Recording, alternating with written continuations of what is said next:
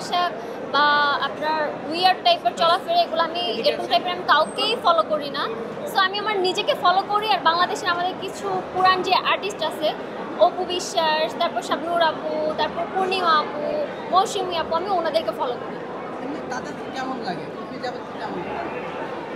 No comments. আমি ওনাকে নিয়ে কি বলবো, ওনার যে ড্রেস, আমি মাঝে মাঝে আমার ঘরে আমার স্কেল খুঁজে পাই না, নেল কাটার খুঁজে পাই না, ছাতা খুঁজে পাই না, সব ওনার কাছে। আমি কি বলবো।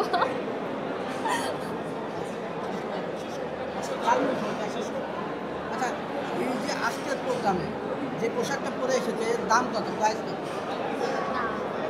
প্রাইস নিয়ে কেন বলবো, তবুও যদি আপনাদের বেশি কোয়েশ্চেন থাকে তাহলে 2 লাখ। এটা কি তোমার নিজে ডিজাইন করে না?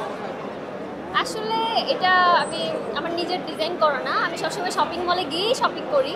সো এটা আমি ওইখানে গিয়েই কিনছি।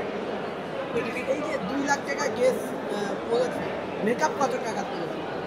মেকআপ আসলে আমি প্রতি মাসে তোমার মেকআপ কত টাকা ব্যয় হয়? অনেক অনেক টাকা লাগে, 1 লাখ এরকম। আর মেকআপ আজকে যেটা নিছি সেটা হচ্ছে, আমি যেহেতু একজন মডেল, তো আমাকে বিভিন্ন জায়গা থেকে অফার করে ব্রাইডাল শ্যুট বা বিভিন্ন মেকআপ।